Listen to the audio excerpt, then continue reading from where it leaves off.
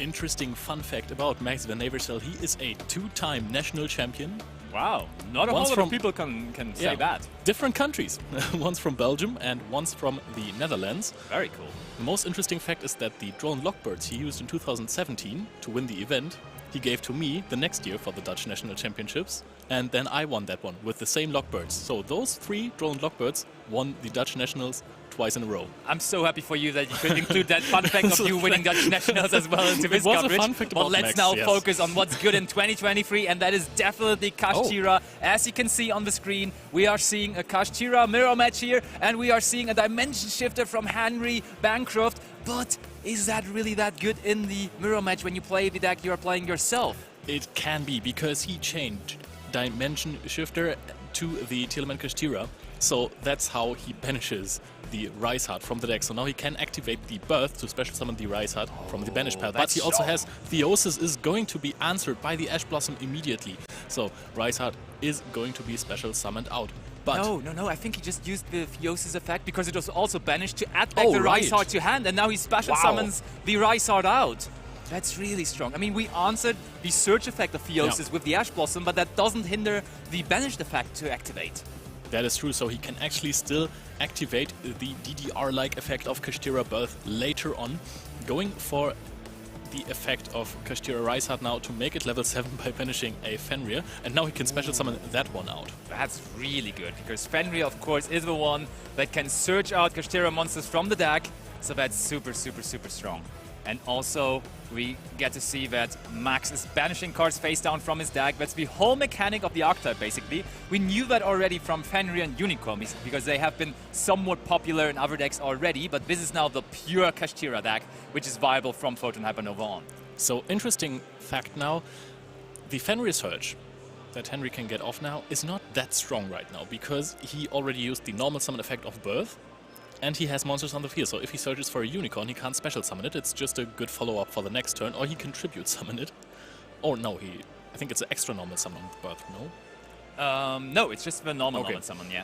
So he does not have any summons left, and look, I think we will just hard summon the Kashtira Rysart here. And that is really good, because he does not know that he is playing the mirror match, and if you end on a Shangri-Ira and activate it in the standby phase to special summon out a Fenrir to your field, then you will encounter some problems in the mirror match. Yeah, this matchup specifically is super interesting, because you gotta play different from what you would normally do against, for example, the Tielemans deck. Because versus Tielemans, you just try to power out as many monsters as possible, try to block as many zones from your opponent as you can. But here in this matchup, that's not what it's all about. Oh, and there comes the field spell, just being released in Photon Hypernova. Yeah. The pressured planet race off by Max van Eversel, but it gets ashed by Henry, and that immediately triggers the on-field effect of a Rysart to attach one material.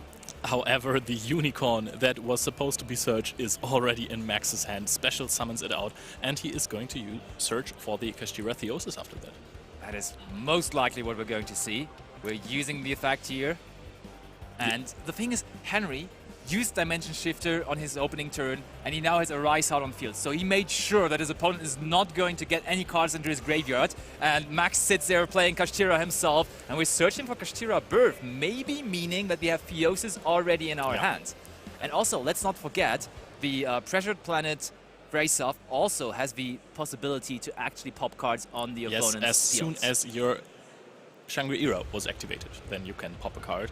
So no chance to use that just now to destroy. Yeah, exactly. The question is, because you talked about it earlier, are we really even going to see Shangri-Ira here in the mirror match at all? Because that is just giving your opponent access to other stuff as well. Because, for example, a Rysart can be summoned when Shangri-Ira's effect was used that turn. Not even just by yourself, but also by your opponent. And therefore you can just summon out a Rysart whenever you would like, even if your opponent only did that. What you can do is summon Shangri-Ira, use the effect to block a zone, then use the effect of your planet to pop the opponent's cards that you find most problematic, and then afterwards summon your own Rysart over your own Shangri-Ira, so you don't give your opponent an opening. Yeah, I like that. That's actually pretty good.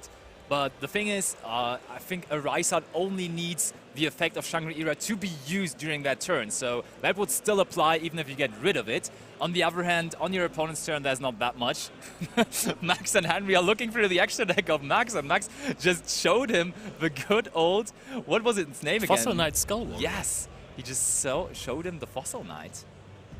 But it was the extra deck of Henry. Oh, of course, because the Unicorn is on Max's side, and when a monster effect was activated, then Unicorn can chain itself to look at the opponent's extra deck and basically do the same thing that Diablosis does. You're right. Form a prize card that has increased heavily in play now. Yeah, absolutely. The mind hacker, hacking into a lot of minds here this weekend, that's for sure. And we are seeing the first XYZ summon of Max, and this is a card that is amazing in this specific matchup. Normally, you don't need to steal that many monsters from your opponent anymore, but here, just stealing that Rysart would have been big with the good old, that's actually a pretty old card, number 11, Big Eye. Could have just taken control of that Rysart, but that immediately gets answered by the effect of a Rysart, popping it.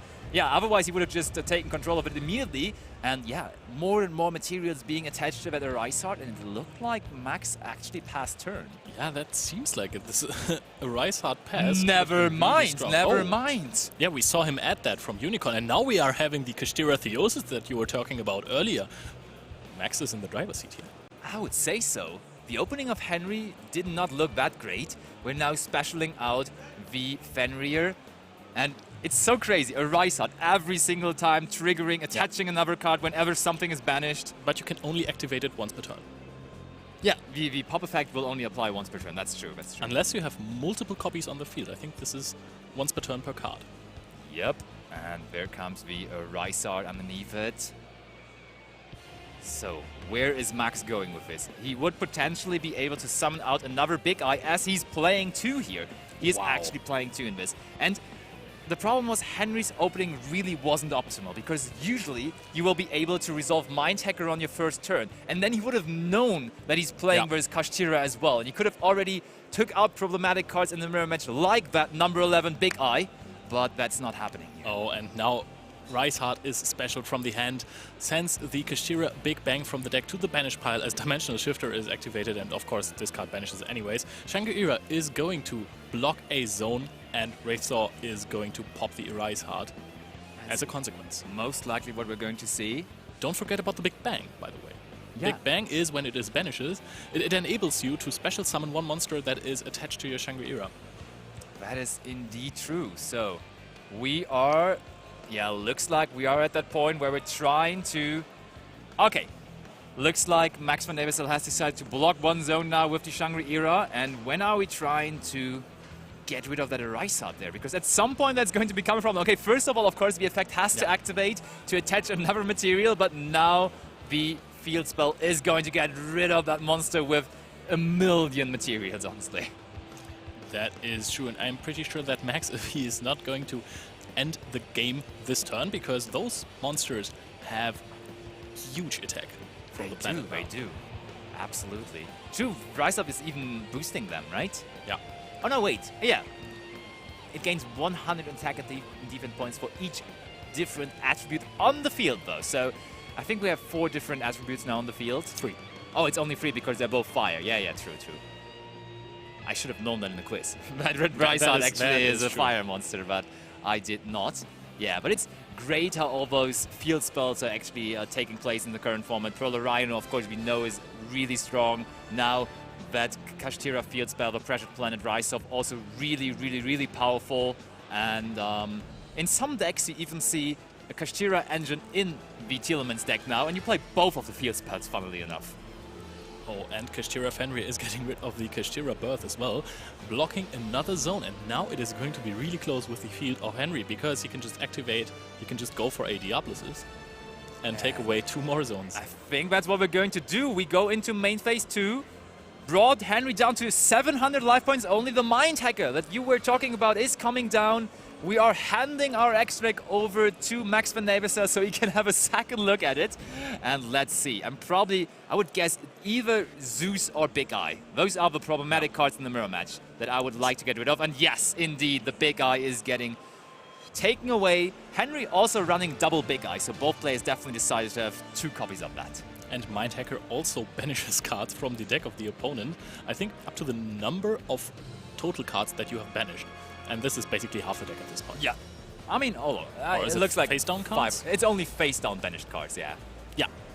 Only face, but that's still like 6 cards or something, and Henry is having less and less engine. Also, as you can see, is having less and less space on his field. I would have liked to have seen the Arise Heart summon before the Mind Hacker to attach extra material. Ooh, you're right. That definitely would have been the better order. So, Max is now having a pretty impressive field with the Arise Heart as well. Because that Arise Heart, let's be honest, it is going to attach more and more materials and therefore will be able to also get the pop effect off. Ooh. And Max is activating the Shangri-Era. This time, the monster that is special summoned, or no, the card doesn't even detach. But Dimensional Shifter is not active anymore, keep in mind. That is indeed true. But I mean, we're probably going, we will be trying to just get that last zone locked as well, right? To make Henry not have any zones to play with anymore. But probably Henry, before that could happen, can just summon a monster into that zone. The question though is, what are you going to do with only one monster? Like, you cannot really exceed summon and you cannot link summon either, so that will be a tough time to summon the Fenrir. Yes, you could theoretically. And also you could just summon a Rise Art into the extra monster zone right after, because Shangri-Era was used that turn, which we talked about earlier. It doesn't matter which player it was. Then you can crash or attack into the the Shangri-Era in defense position and put a Zeus over it. And there we can see the Fenrir already. Look at that. Is he going for exactly this line? If you can't lock your opponent's entire zones. zones. Oh, yep. We are going into the extra monster zone, so we would even hypothetically have a zone available to us again in the main monster zones, running over the Fenrir. Run over Fenrir as well, so you don't take damage, but your opponent does, because the push of the planet is not big enough, and you would take damage if you run into the Shangri-Era. And I mean, we're on 700 life points, so we're really trying to save as many life points as possible. And now Kashtira Theosis is attached to the Rise Heart, which is pretty good after. But that would still only make Zeus be able to activate its effect once, though. What are you thinking about, my friend? Why is the Fenrir banished? The Fenrir was banished. I mean, there is a Rise on the field. Okay. That's a pretty easy answer, and let's see whether that resolves. It looks like it really resolved. Wow. This game is going back and forth, and I can see why people are super hyped about Kashtira, because this is actually amazing to watch. It looked like Max just totally took the driver's seat, and now Henry, with almost having his entire field being blocked, just still comes back, summons Zeus, and takes the whole field away, and now clears all those zones again, too. And nothing of this would have happened if he had summoned the Rise Heart on the Rise Heart earlier, because then it would have had material and would have been able to banish the Kashtira Fenrir while attacking, or the Rise Heart rather. You're right. I think that really was a little bit of a misstep there from Max. And you could tell from his face that he's not happy with the situation. But now, the thing is, what is Henry doing here? Because Henry now has a monster on field, which means that all of his Kashtira monsters in hand cannot just special summon them out freely, because they need an empty board for that. And therefore, it's kind of rough, because I could see him just passing on Zeus here, to be honest. And this is not the Zeus you want to pass on. This is a one-material Zeus, but it looks like Max does not even have one card. Ooh, look, we're setting a monster even to protect ourselves. With 700 life points left, that's a clever thing to do, but there comes Prosperity from the top for Max. That could be a card he could really, really, really use here to find the play he needs. I mean, let's be honest, a Unicorn, a Fenrir, both of those would be pretty good cards to get here. If there are no interaction on Henry's hand anymore. By the way, Pot of Prosperity pretty cool because it banishes cards face down. That is also true. Oh, Terraforming is amazing right here. You get the planet again. He does pick the Terraforming. And he also, I think, says to Henry, yep, that's a pretty good one. Immediately using it too. Now there is one better win condition for Henry now, if he does not have any interactions anymore, is that if Max uses the planet to pop the face down monster, then he can attach a card from the deck with Zeus. But I think he's aware. So there comes Unicorn. Unicorn will be able to search out. Yeah, we are searching out Theosis. The new powerful spell card just released in Photon Hypernova, really giving the deck a whole new dimension. A lot more power. Oh, and look at that. Kashtira, Scareclaw immediately. Scareclaw Kashtira hitting the board here. Because it can, on summon, it banishes a Kashtira card from the... Oh no, it was Theosis summoned. never mind. Yeah, it was Fiosa's summon indeed, and I think it was just to get another level 7 body on the board. And look at that! Look at what we're seeing here! I did not see that one coming, but that is the good old number 28, the Titanic Moth, and that one's enough to seal the deal here in game number 1. Max van Neverseel takes game number 1 with the Titanic Moth right there. That is pretty decent. So, Leo, what was it about with the Titanic Moth? Why was he able to finish that game with that specific It can card? attack directly. That is and a pretty he easy does so solution. much damage on his first turn. So even though he did not summon the Arise Heart early enough to gain so many materials that it can banish cards, True. he can just wait, look at the board with a Zeus that cannot activate its effect because it does not have enough materials, It's really nice. and then you just go for Titanic Moth, a card that I have never heard of before. Leo, this is our first match that we are casting for this event. For I'm us satisfied. specifically, and it's already such a crazy game 1. Like, I'm absolutely looking forward to more of that, and I'm looking forward to seeing what those guys are bringing in from their sideboards in here. So, are they prepared for the actual mirror match that we're seeing right Probably. here?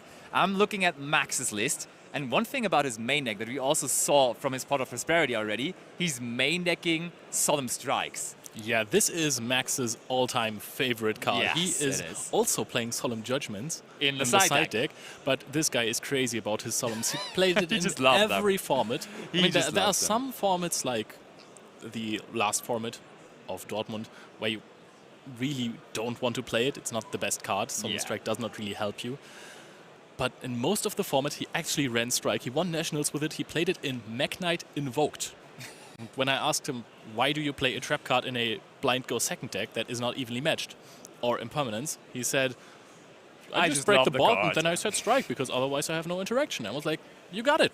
Cool. Yeah, but of course, those cards are probably going to go into the side deck now as he's going second in this one. I mean, of course, with Max, you never know I'm because he's not too crazy sure. about his Solemn cards. But generally speaking, I would expect him to go with cards like Evenly Matched, that he is side decking a lot more. It seems Maybe okay. Triple Tactics Talon's also a card that is pretty good going first or going second. And I think in this matchup, we could definitely see that. Maybe even taking like an Arisat and then go for a Zeus play or something. So I definitely can see that happening. And looking at the list of Henry, I see, in terms of going first cards, a really powerful card, which is Dimensional Barrier. And it's very good versus the Telemans deck, of course, being able to prevent fusion summons. But as you just saw in that game number 1, the deck Kashtira is exceed summoning like crazy, so you want to deny that too, and that's pretty good versus the deck. It is, I mean, the best timing to play Dimensional Barrier was versus Pendulums or a Sword Soul, because Sword Soul barely did anything but summoning Synchro Monsters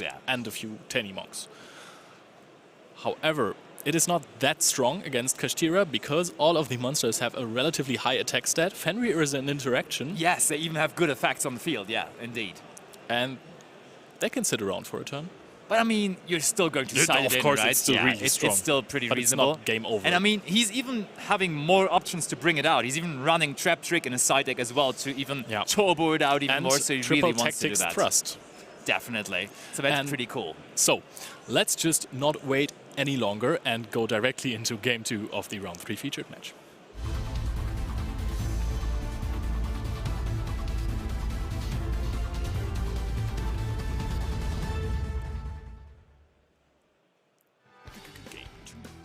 Alright, so we are going to... All right, that was new for me, but of course, let's roll with it. But let's see how Henry gets his game number 2 rolling, because game number 1 was quite a rough start. You don't usually want to just pass on a Rysart. You have way more to do with this deck, so let's see. Oh, he makes the interesting decision of letting Max start here. And I find that really crazy because he is playing at least 8 cards that he wants to side in going first. That's true. I mean, there are a couple of cards that he can also side in going second, but I'm also very surprised by this. I mean, you are now maybe taking the strongest weapon away from Max when he goes first, which are Solemn cards. Yeah. Because he hopefully has decided not to run them. And look, he made the perfect call there as Max just uses Fenrir and passes on 2 back row cards. So Henry now has all the options and he has the Pressured Planet Braceoff as well. But, Basti, as you already mentioned earlier, Max is crazy about his Solemn Strikes. He might have kept them in, and this could be double Solemn set face down. Who knows, who knows. We see that Henry also has Ash Blossom in his hand. He kept in all the Lava Golems, which makes sense when you're going second. And he was running triple Lava Golem in the main deck. And maybe Max even had ways to play on there, but he was like, hey, I'm not going to commit into your Lava Golem. Why would I? And therefore, I just pass on my one Fenrir with maybe 2 Solemn cards in the back. Who knows? Who knows? Batman is crazy. And now we are going to see if it is infinite impermanence. It is a trap card. It is a trap card hitting the impermanence. And that's even better now, because we do not only use the impermanence to negate the Unicorn, but we also trigger our Fenrir, because the effect of Unicorn was activated to face down banish the good old Unicorn. Tactics Thrust. This is a really good card from Photon Hypernova. This is amazing. So everybody knows what triple tactic talents does, but now there's a new triple tactic cards in the meta game, and whenever your opponent has used a monster effect during that turn, you can just search out a card from your deck. And you can set it face down. You cannot activate it this turn unless your opponent has a monster, which in this case is you can just take it to the hand and activate it immediately. Yep, and he took the Change of Heart, the also powerful one-off, limited in the TCG, but able to being searched out from the deck. And there, I was speaking about the other card, and look at that, double evenly matched in the hand of Max van Neversel. This is 6 tactics by now. Wow, and Henry really making a super good decision there of going second, because double evenly matched in the starting hand of Max van Neversel when he is forced to go first in that situation is just crazily good for Henry. And we're seeing another impermanence. Honestly, Solemn Strike would have been a lot better in this situation, because it would not have enabled the triple tactics, or the 6 tactics as I call them. There it comes. Oh, and the Theosis as well. So we have the Fenrir of ourselves, we have the Fenrir of Max now, and we're also going to get another card onto the board. And now I think Henry is just trying to figure out how he's going to be able to maybe even go for game this turn. Because evenly match can only, I mean, you guys know this of course by now, only banish almost the entirety of the field at the end of the battle phase, so you can deal a significant amount of damage, maybe even more than 8,000. Yeah, that is what Henry is trying to figure out here. There is the special summon of Kashtira Unicorn now with the Theosis. And Henry is nodding his head. He's like, I think I figured this out. I think I know how to get this down to 0 life points this turn. Let's see how he does that. Deck is getting shuffled. Unicorn, of course, summoned in defense position, because it has to be from Kashtira Theosis. But I think when we go a Rysart here, that means we're probably not going to go for game, to be honest. That is interesting. There comes the Rysart, there comes the battle phase. So that potentially, 3,100 damage. Potentially that's a Zeus with 4 materials. I think versus just a top deck from Max, going for Zeus does not sound that bad, but he decides to pass on the Rysart instead. If he can't OTK, then he has to play around evenly matched at this point. Yeah, you're right. So Max is considering whether he wants to use the evenly matched there end of battle phase. Oh, and he just passes it right back over to Henry. Henry now still sitting there with a Rysart, and looks like Max is going to get another turn, because Henry is attacking for another 3k. He can drop 1 evenly now to get rid of this. Okay, now he can actually get rid of another set card. I mean, Max is contemplating now. Why would we even set a card there? That just seems dangerous when we know that our opponent is having evenly matched in his hands. Yeah, I mean, we knew that we had to banish that card, so why did we even set it in the first place? And he has to trigger Rysart. Oh, okay, we're triggering a Rysart. It was an enemy controller, by the way. Besides one of those. So, and in main phase 2, we are starting to play Max van Neversel normal summoning, or rather special summoning, through its own effect, the Kashtira Unicorn. And that is really interesting now, because you can only banish once, and you can banish with the Rysart now, so the Unicorn doesn't get its effect. But there is one card in hand that you don't know, right? It must be evenly matched, though, because he had double evenly matched. But he passed once, so he had 2 draw phases. Oh, but there's only one card left in his hand, and maybe we just don't see the other one because it's like next to it. Yeah, because might be the case. If there was only one card and it is evenly matched in hand, then a Rysart just banishes this monster and you win the game. Yeah, but look, it's 2 cards in hand. It's 2 cards in hand, absolutely. So Henry decides it's not worth taking the risk that Max has another monster, so he just lets him resolve the effect of Kashtira Unicorn, and Kashtira Birth is being searched by Max once more. Birth is a really good card. It is a lot better when you have resources in your banish pile or in your graveyard, though. That is true indeed. So Max just activating it, and honestly, at the moment, it doesn't really do anything. I mean, maybe he has another monster, so he can normal summon another, maybe Kashtira unicorn from his hand. And yeah. Wow, Henry almost instantly wanted to try and banish the monster, grabbed his Arise Heart, but then realized if I do that now, the Kashtira Birth can just summon it back. That is what I thought Kashtira too. Birth can just... Oh no, we're down, banishing face down. Right. Okay, yeah, we cannot. And that leads to Max picking up his cards. So Henry, with the decision of going second here in game number 2, caught Max van Eversel off guard, meaning we are going to have another game, meaning we're going to have a game number 3 now. And now the mind game starts once again, right? Because Henry did it to Max in between rounds of, between games of game number 1 and game number 2. So what is Max going to do to Henry now? Is he going to let him start? I can see going for this, going second attempt after you lose game 1 because you really need to win the next one. Yep. But Max has a side deck for his game 1 plan. You know, he has Solemn Judgments. He can just side them in, have strikes, have Solemn Judgments. And not only that, he also is running a pretty popular tag, which is also very strong going first. He is running the Nightmare Corruptor Ibli. Yeah. Which is pretty strong, not allowing your opponent to special summon any monsters. I can definitely see that coming in as well. Is there an out on Henry's side? Let me check, because usually you are running either Lingoribo or Celebrate But Army Rush. it would still hurt because you have a monster on the field then.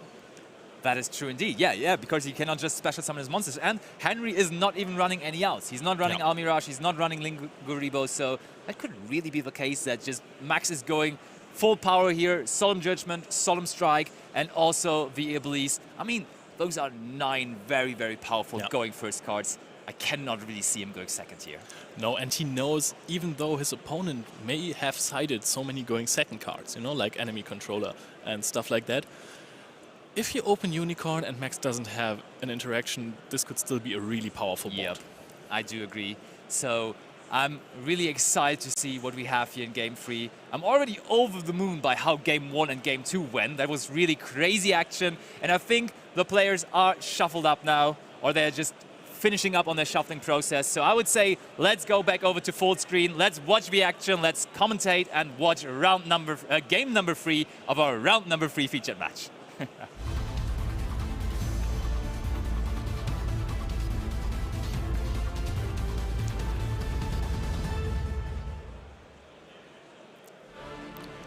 Okay, I'm not going to continue that for the entire tournament. No problem. So we have them shuffled up now, and it's nice to see that they are still joking with each other. They know it's a high-pressure situation. Game number 3, especially in the featured match, of course, is not where you really want to be because it just is very, very, very easy to make mistakes, and then a lot of people are watching you doing that. But let's see. Yeah, Max has just decided to go first, and Pot of Prosperity is giving him access to even more cards in his opening hand, basically. Oh, and we see Lingoribo not being banished by Pot of Prosperity, so that means we have the Ibli combo ready. You don't often use your normal summon in this deck unless you go for a birth play.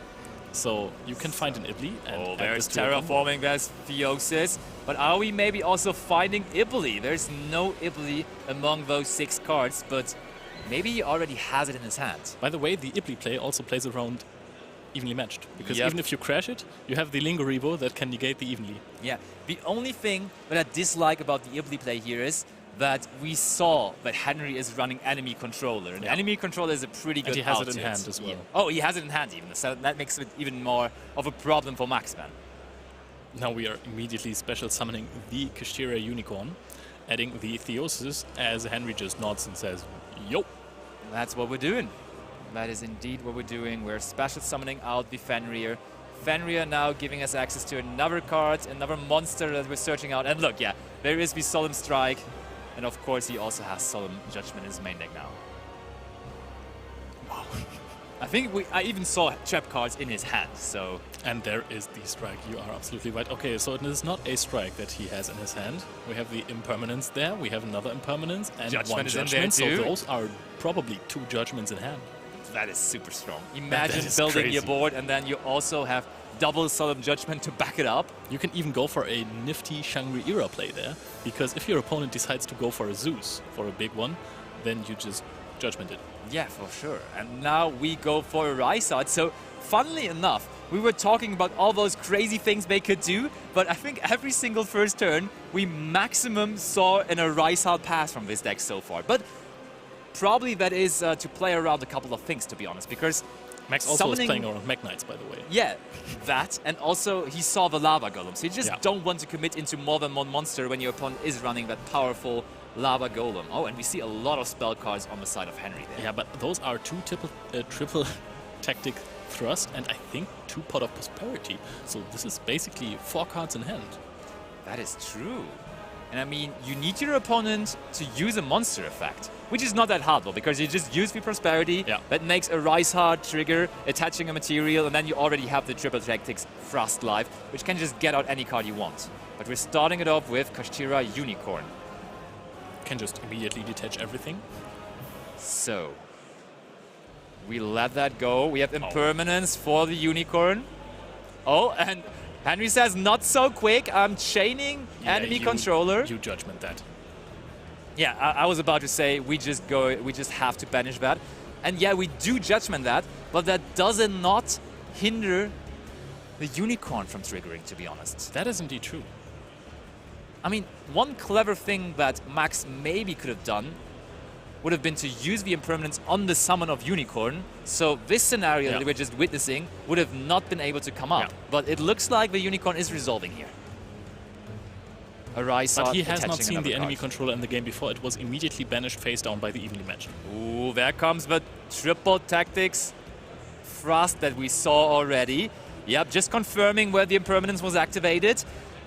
He did not want that thrust being negated. And what are we getting here? Are we just getting Change of Heart again as the last time? There is the Change of Heart, and I think he stopped right there. Yep, another Change of Heart occurrence.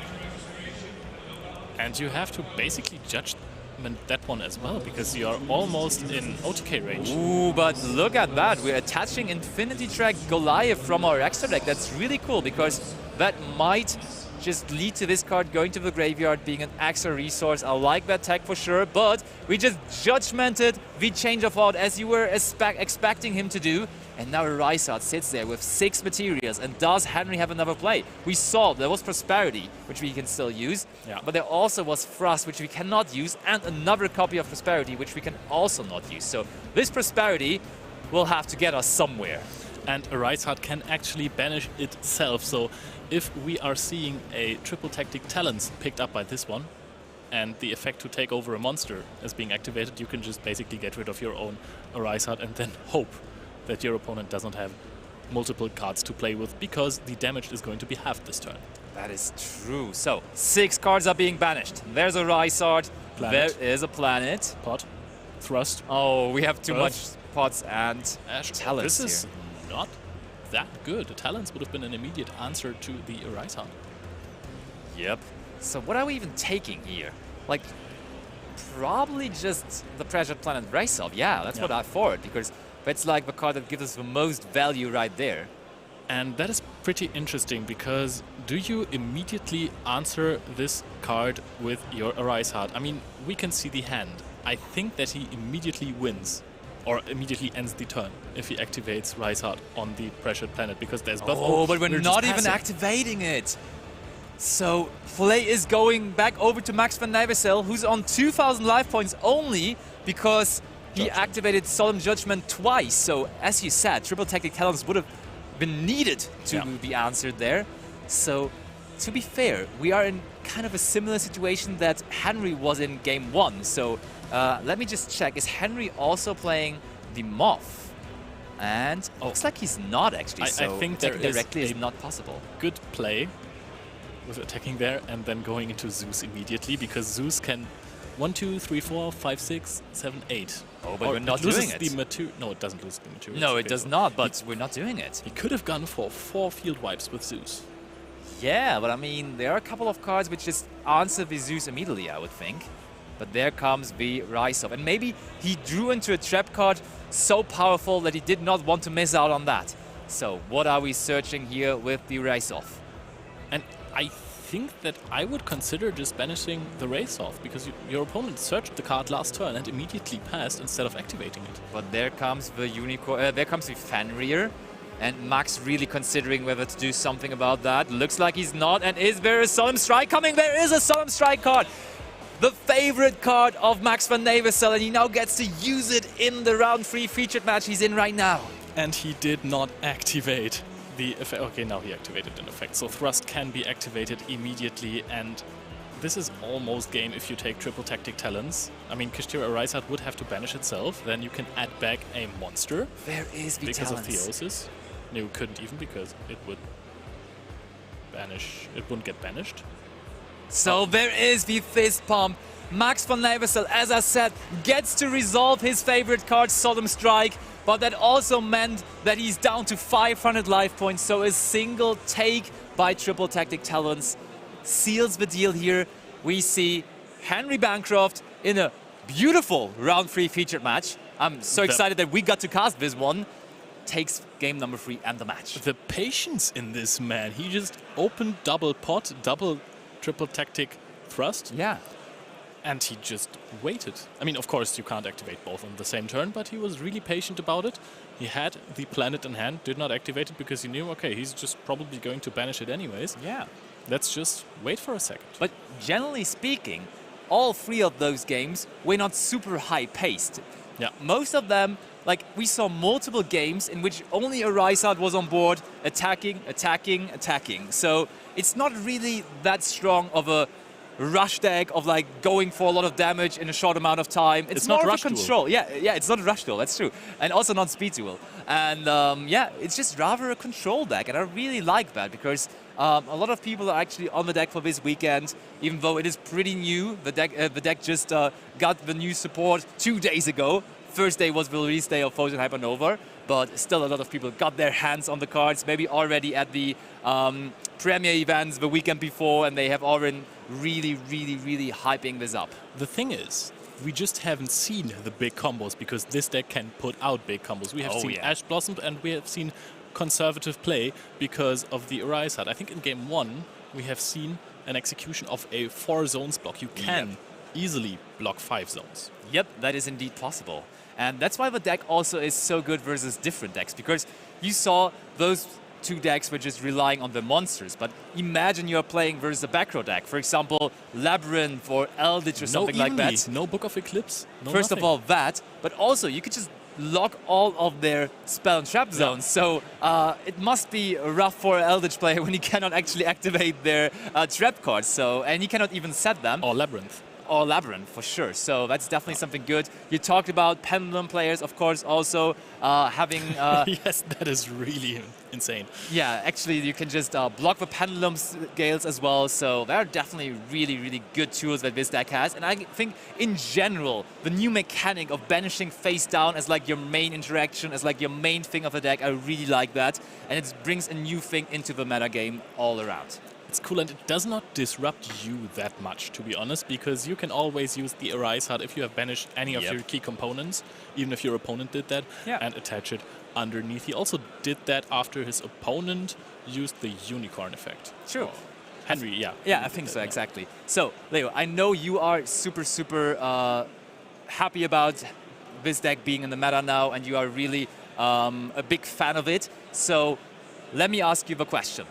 What do you expect? Give me a number. How many pure Kashtira decks are we going to have in top 64? Give me a number. I want one number and you don't have a long time to think about it. 8. 8. That's a pretty accurate number. What brings you to the result of 8? Because Diablos' is number 89.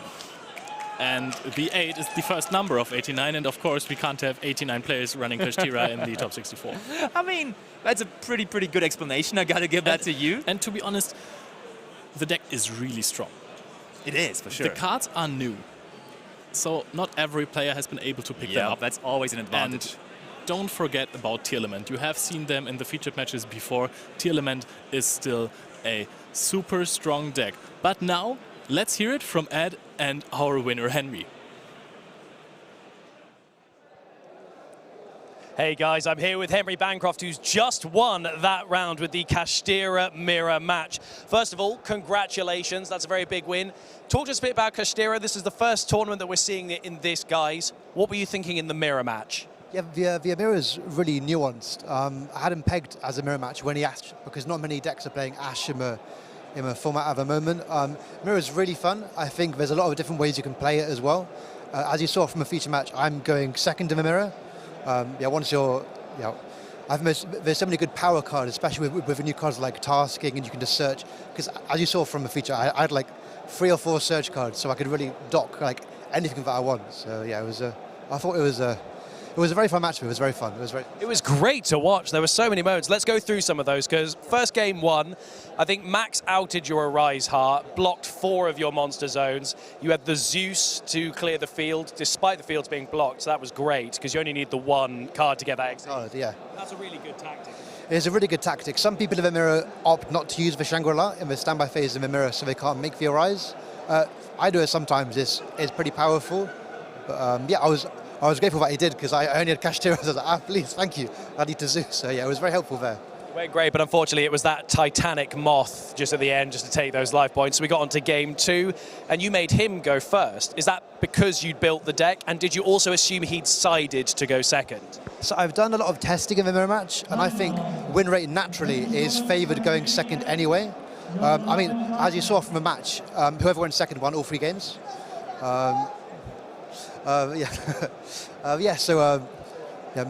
So lost my train of thought. If you're going second, yeah, of course, yeah. So I think, going second is naturally good in the mirror, and also there's so many side cards you can put in. So enemy controller has been the MVP so far, so that card is incredible. And the mirror match, you can use very effective chain Nimpem or an Arise to banish. You just chain, take their big XYZ. Then you can make an even bigger XYZ. So then throughout that, there was a lot of the triple tactics thrust to change of heart, but then shuffling Max's Fenrir, change of heart stole Max's Fenrir on the field to Arise Heart, so then he scooped, and then we got into game 3, which was the straight into Arise Heart on turn 1. So when you're up against that turn 1, what's going through your mind? Yeah, so I was actually expecting it, to be honest. I think most cast players in the mirror are going Arise pass. So I was thinking really good, because Han was amazing. But then I saw the first judgment. I was like, okay, I can play through 1 judgment. I saw the second one. I was like, I can't play through the second one. I'll pass turn and hopefully get it next turn, which I did. So it all went to plan. Well, all the judgments and the strikes put him in such a precarious position, and you just took complete advantage of that right at the end, because you got the triple tactics thrust into triple tactics talent, and then you stole the Arise Heart for the win. Yeah, he was in a really rough position, because after I'd searched for the field spell off of Prosperity, there was no cards he could banish, so he couldn't use the Arise Heart. So his follow-up play was not as sound as it should have been. So he could only attack and pass. So then I had all my power spells again for the next turn. So yeah, it was, yeah. I mean, it was really great. It was such an exciting game to watch, because quite a lot of those moments we were totally unsure what was going to happen. All of those judgments and strikes looked like you were on the back foot, but you had exactly the right response to just clip that little bit of damage. An amazing duel to watch. Congratulations, and being our first sort of Kashtira showcase in a mirror match, no less. So are there any decks that you're a bit nervous about going up against with Kashtira? So I'm really nervous about Sprite and Flunder. Sprite, I played round 1. That was very stressful. Haven't played Flunder yet, so that's brilliant. The deck, because the birds banish anyway, they're not too scared of the Arise Heart. So yeah, that's a matchup I'm hoping to avoid. Well, hopefully you don't go up against that, but you never know in these things. Best of luck in the rest of the Swiss round. Hope it goes well for you. Congratulations again. Guys, don't go anywhere. We're going to have more content and our 4th round of the YCS Lyon feature matches coming your way.